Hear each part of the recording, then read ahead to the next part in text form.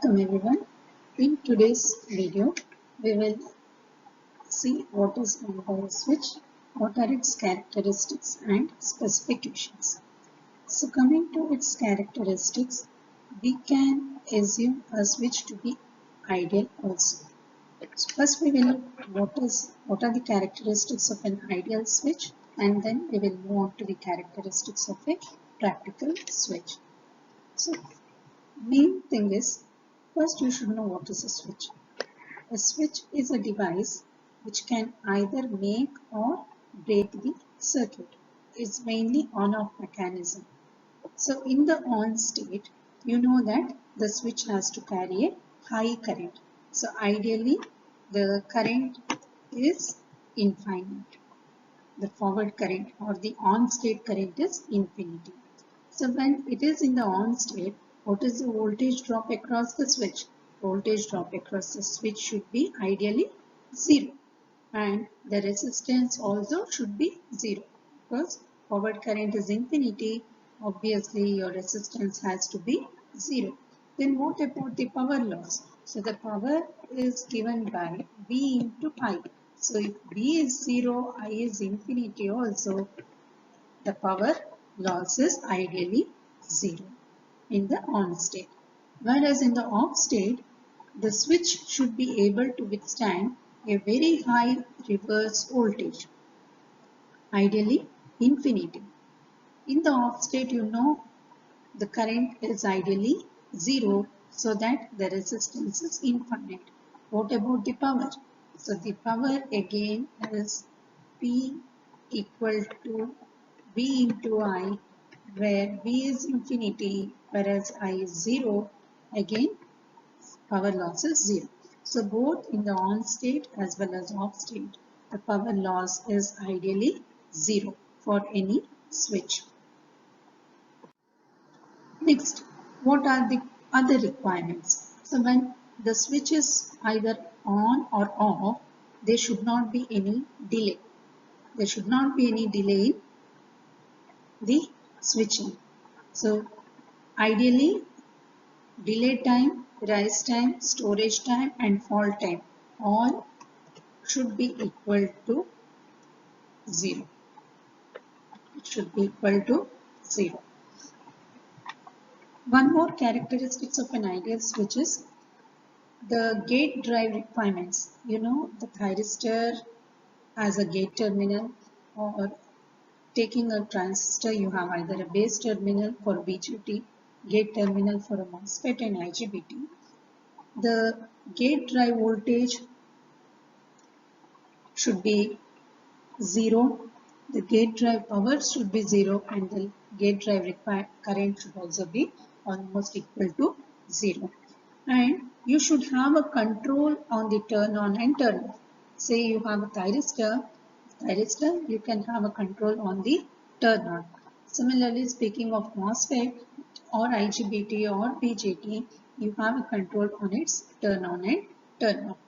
And one is to reduce the power loss, you should see that it operates with a pulse signal rather than having a continuous signal.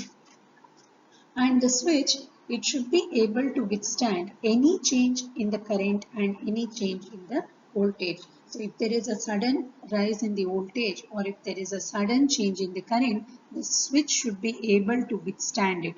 That is one more characteristics of an ideal switch. Next, about the negative temperature coefficient. So it will have a negative temperature coefficient and low thermal impedance, ideally equal to 0. So these are the few characteristics of an ideal switch.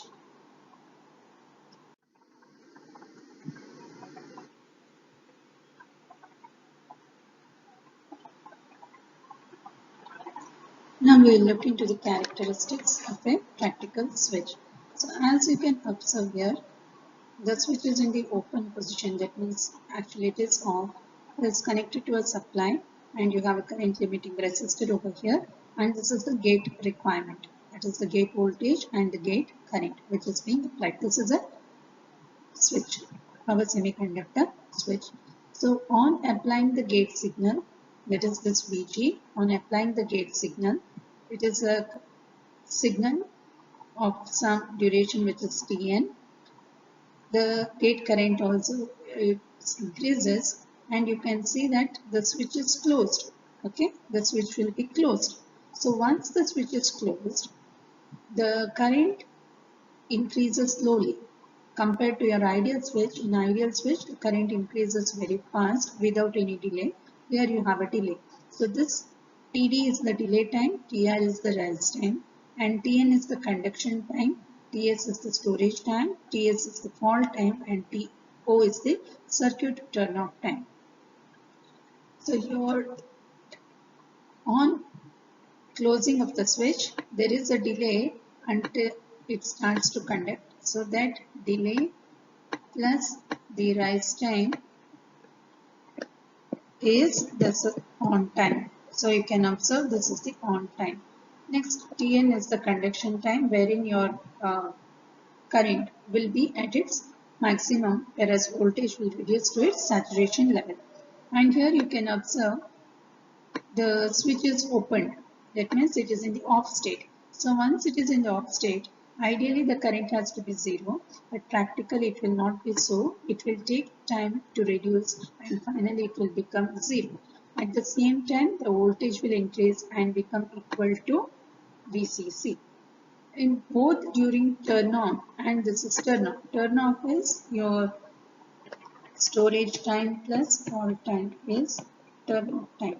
So both during turn on and turn off, there is a switching losses you can observe here. So while it is conducting V into I, it is almost equal to 0, but during the on time as well as off time, there is switching losses which increases and then again reduces. So the overall switching frequency is given by Fs, which is equal to 1 by Ts. Okay, what is Ts? This duration is Ts. Ts is Td plus Tr plus Tn plus Ts plus Tf plus T0. And your average power loss, conduction losses, is given by P on is equal to 1 by Ts integral power dt. It is from 0 to Tn. It is only for this period. It is only for this period. So it is 0 to Tn from here to here. It is the on-state conduction losses. So we will write the switching power loss as PSW, which is equal to Fs. Fs is 1 by Ts, and we will split that entire time interval as 0 to Td. Td is the delay time plus 0 to Tr, which is the rise time, plus 0 to Ts, which is storage time, plus 0 to Tf, which is the fault time. So this is the total switching power loss during turn on as well as turn off. So the power dissipation of a switching device is given by Pd equal to P on, that is during on period, it is across the switch, plus Pg. Pg is the gate drive requirements, the voltage which is across the switch, which is the gate drive power, nothing but the power which you are applying to the gate terminal. So this, and all practical devices will dissipate some energy when either it is conducting or switching, and voltage drop across any conducting device or a conducting switch can be as low as 1 volt, around 0.8 to 1 volt range. Okay, so now we will see what are its switching specifications.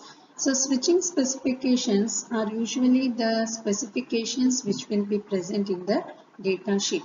So the data sheet will have usually the voltage ratings, current ratings, power, temperature, the maximum change in the voltage, or the gate drive requirements, the switching frequency. So the voltage ratings, it usually deals with the forward voltage, and the reverse voltage. Forward voltage and the reverse voltage. Current ratings will be specified in terms of RMS value, average value, and leakage currents. Switching speed or frequency is nothing but Fs at which the device, it is Fs equal to 1 by Ts, which is equal to 1 by Td plus Tr plus T on, sorry, not T on, it is Tn plus Ts plus Tf plus Tu, which is circuit operating time. dV by rating. See, any semiconductor device will have junctions. So there will be local heating at the junctions. We need to take care that the voltage across the junctions will not increase. So we need to take care of the junction temperature.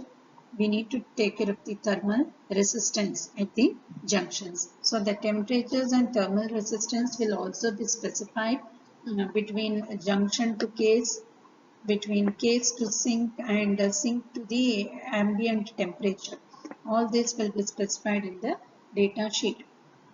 And the switching losses, especially during conduction, it will be specified in the data sheet. And most important is what is the gate voltage and gate current requirement for a particular semiconductor device will also be specified in the data sheet of that particular device. Safe operating area is especially the VI product. It's actually a VI product. VI product, you know, it is nothing but power. So they will specify what is the maximum value of the power it can withstand. So all these ratings are required to take care that our device doesn't get damaged. Okay, so you have seen what is switch, what are its characteristics, and what are the specifications which will be mentioned in the data sheet. So in the upcoming videos, we will have a look into the power converters in detail. Thank you.